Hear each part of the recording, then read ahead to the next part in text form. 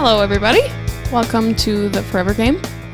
It's Jamie and Tyler, and today's episode, I told Tyler I wanted to do something fun, so he came up with an idea to ask each other questions that we have never asked each other before, but what was it? Yeah, just surprise each other with questions. Surprise question game. Kind of career related. Do you know, like, on those podcasts where, those really popular podcasts where they do... Like the Forever Game?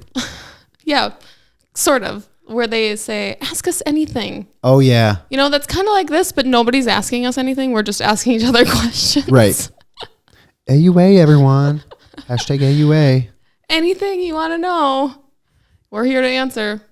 Maybe this is a good kickoff to that. Sure.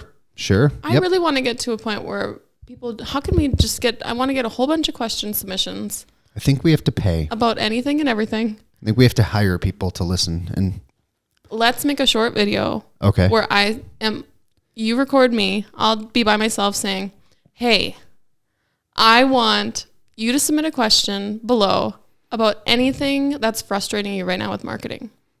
Oh, okay.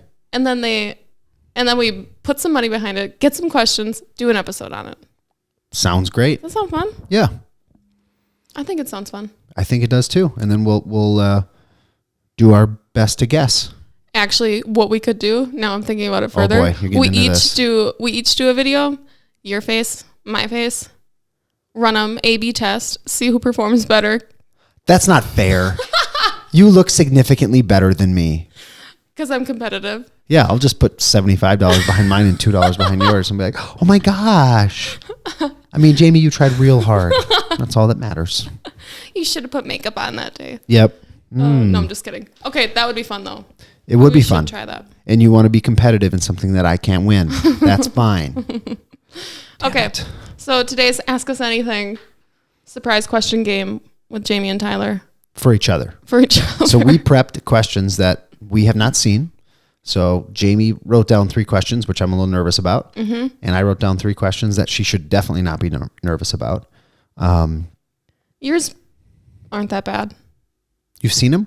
No. I'm saying the ones I made for you. Oh, God. I was like, how did... I'm looking through your computer screen. I knew it. You got to put that tape over the little camera thing. You need the blinders. Things that you have seen. Okay. How are we going to do this? I think we should go back and forth. Yeah, totally. Okay. You want me to ask first or you want to ask? I want to ask first. Okay. Let's start out with something lighthearted. Okay. Look at you. What are you doing? Because I know how your mind works and how you're going to just take this and run with it. Okay. What was your all-time favorite cocktail or shot to make when you were a bartender at Melvin's? Okay. My favorite shot to make. Now, that depends on the situation. Okay. But I prefer the ones with very inappropriate names. Mm-hmm. Then when people would ask me, what do you suggest for a shot? And then I could just like blurt that out. Yes. Like to be able to say to someone's face, like, I'm feeling like a blowjob. I feel like that would be a good one. And they're like, yeah, that sounds great. And I'm like, let's have blowjobs. It was that easy. But like, and then the bachelorette party comes out, and they got the penis straws and all that. I'm like, blowjobs all around. They're like, yay! And I'm like, you are so not married yet. But yeah, I think the ones with the inappropriate names are my faves. The ones that I did the most to pour for myself were we went on just like a straight rail, like crappiest gin you could find, warm. Warm? Yeah, I don't know why we did that. Okay. But we did that. And just with gin and tonic? No, just straight shots of gin. Oh. For ourselves while we were working. Jeepers. Yep. Something quick. Quick, dirty, but like decent breath afterwards. Yeah, that's a good point. Gin plays in your favor in that way. I would default, if we're going to like my default shots, you're right, I'm just going.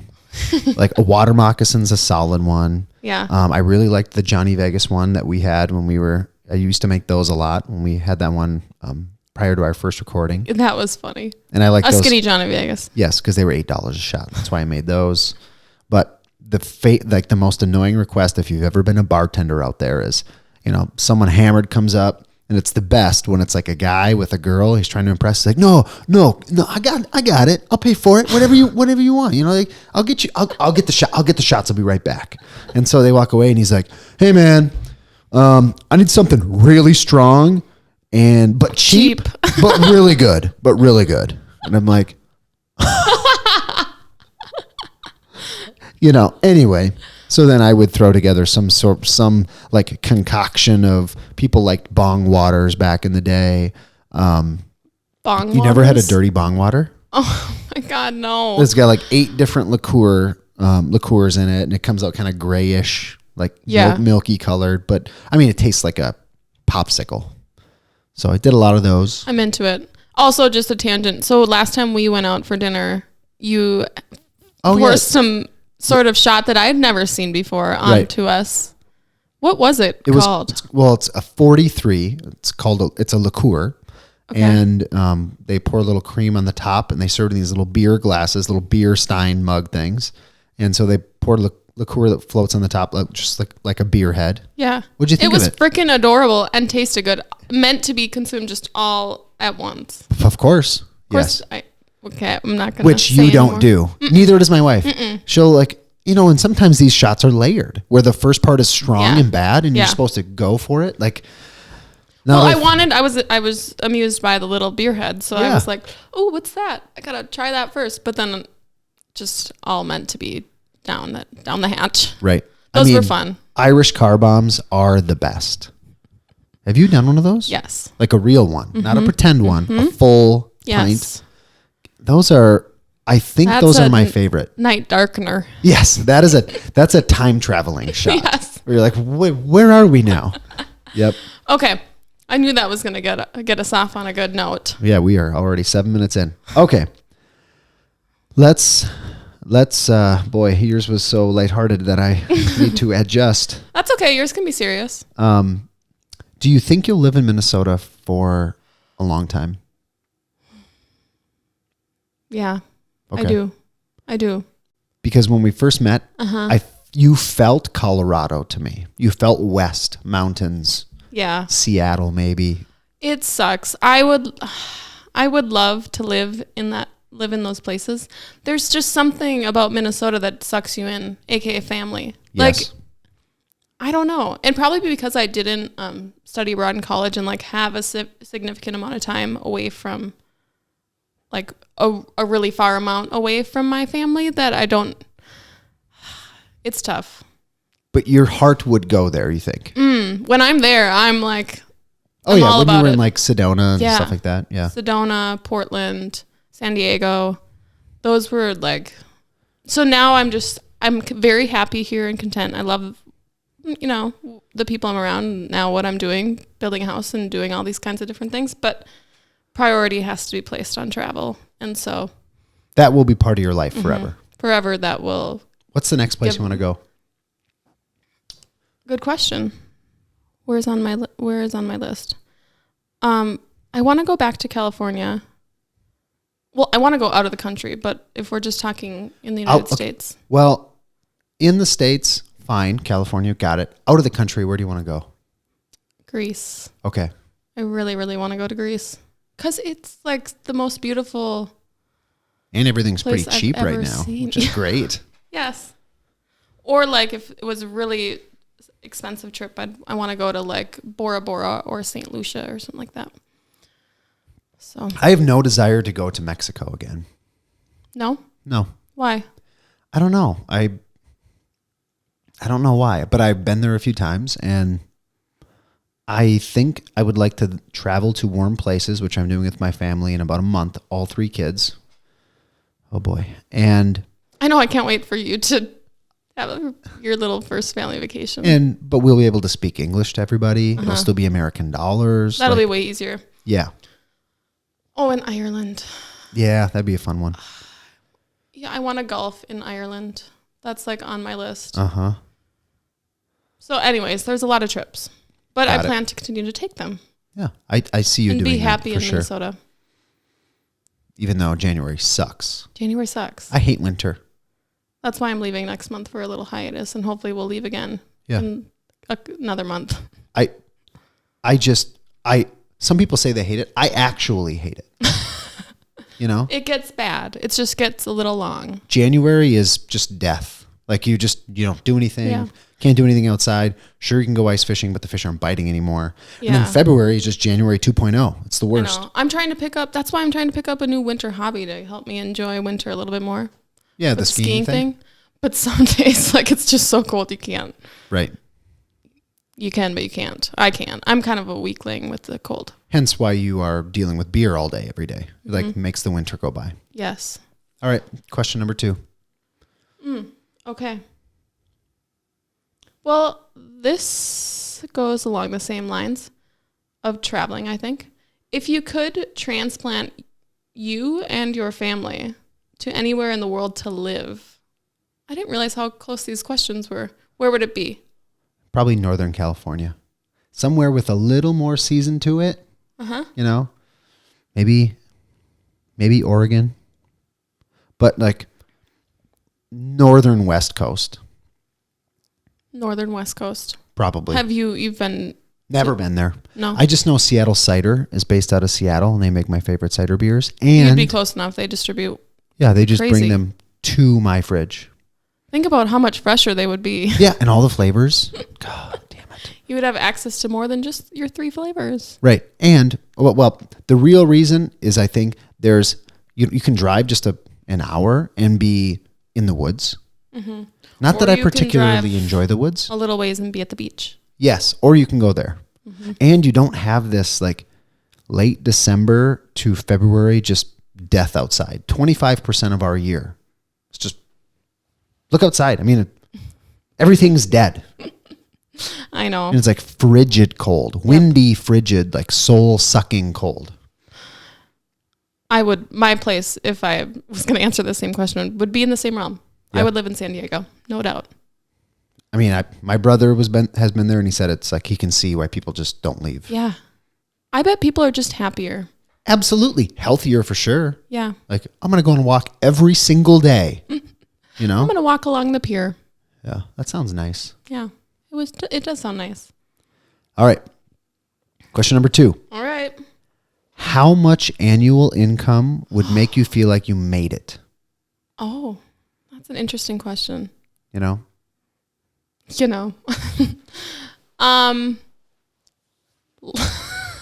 Your face right now. I'm interested in this one. I think my number is going to surprise you. Okay. I'm so not on... I've never been in the pursuit of money. I know. That's why I'm interested. If you were like... made it. Like, I've got a lot of money. Like, is that what we're saying? Or I'm content. Just like, oh my gosh, like, yes, like I'm good. Like, I'm good now. Like, I feel successful with this. You know? Honestly, I think like... $60K. Really? Yeah. 65 maybe. Okay. I'd be like, cool. If I'm happy doing my work and I'm making $65K a year, I'm super happy with that. Sure. Like, I could not be more ecstatic. Nice. And that's, granted, we live in central Minnesota, central Minnesota. If you live in San Diego, if I can't do the 65K in San Diego. No. Would definitely have to be a lot more. Yes. But I've lived on such a low salary since I've graduated college. Yes, you have. And with a low salary, have still been able to like do fun things and pay off all my student loans. Right. And do the stuff I've learned. You don't need a ton of money. Right. To be happy. True. So that's where I'm at. 65. Got it. Tyler's like, easy enough. Yep. Put that away in the brain. Okay. Question number 3. It would be interesting to know yours, but I'm not going to. No, I'll tell you if you want. I think it's probably double yours. Really? Mm-hmm. Okay. Like 109, I'd be like, nah. Let's keep in mind that I don't have kids right now. It's true. But if it hit in the 120s, then I'd be like, yeah, I feel good about this. I mean, I feel like the people that make $100,000 a year are, what in the world do they do with that money? Yeah, it's easy with kids. Yeah? Like preschool for just one kid is $600 a month. Insurance for the whole family is $1,200 a month. I mean, that's real money. Adds up fast. That's real money. Yeah. And my wardrobe is super expensive. Yep. My hair treatments. Well, you have to wear 2 layers every day. You have to wear the t-shirt and the button up. It's true. Every single day. Get a nice little combo. Okay. Got it. I'm still going to stick with my answer until, fair enough. 10 years from now. Right. Okay. Wait, is it my turn? Yeah. No. Well, I asked you the second one, which would then imply that the third one for me would be me like squinting at my list. I need my actual glasses. Okay. Here. This one's about work too. Okay. What part about the work we're doing with 1017 would you say brings you the most joy? And be specific. The part that brings me the most joy is storytelling and working with clients that I like. Okay. So I love doing the work of like kind of getting to know them a little bit and learning their business. That interests me. Mm-hmm. And then I like figuring out like at their essence, why do people enjoy and like them? Because these are successful businesses already, right? And why do people do business with them? Yeah. And why are they super passionate about their business pretty much? Yes. I like figuring out like what their essence is, their like kind of their story is. I like feeling it and understanding it.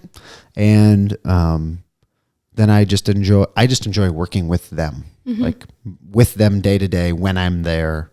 I don't love like post-production. I don't love making videos. I don't love any of that, and I'm not, but I do really, really enjoy being there, learning about how it works. I do enjoy the brainstorming part of it, like getting way out there. I love that part of it. Yeah. So you're good at idea generation. Yeah, it's the execution. But that's why you're here, to say, well, is that really executable? I'll be like, damn it. No, it's not. Yeah. Okay. That's kind of what I thought. You're very much people driven. Yes. Oriented. Yep. Even though I like to sit and watch Netflix, it makes me not happy. Long run. Yes. Okay. Question number 3. What is the ultimate dream? If you could snap your fingers and make the dream come true with Talking Waters, what would it look like? For Talking Waters, like the business, or for my role? Both. I think both. Like, is it multiple locations? Is it, being like a part owner with the dudes? I mean, like how, I don't know. I'm interested in that. I'm not sure about the ownership piece because that's a little complicated, but it would be, and I think I've said this to you, like it would be my full-time gig. Got it. Like for me, it's hard. I don't really, and I found this working for my past with Red Star in the agency world and now working in this kind of agency world. Like it's so hard to switch to be like, I like to be 100%, even over 100% on something. On one thing. And so it's like when I get rolling with Talking Water, especially since I love that stuff, like I don't really want to switch out of into a different lane. Yep. And so for it to be my full-time focus, I feel like I would perform the best. Sure. And be like, and you would work so many extra hours. It would be ridiculous. I already do. You already do. But you would be like texting him at like 3 a.m. Hey, what do you think about this? I just made this thing up. Like this mock-up thing. What do you guys think? Yeah. But you probably already do that. But okay, what about the business side too for them? Like you're in tune with what their goals are too, probably. What would be, snap your fingers, it's all come true. What does it look like? That's a really good question. There's a certain level of distribution that I guess I would like to see for them, which just means producing more beer and distributing it further. So they'd have to have physically more space.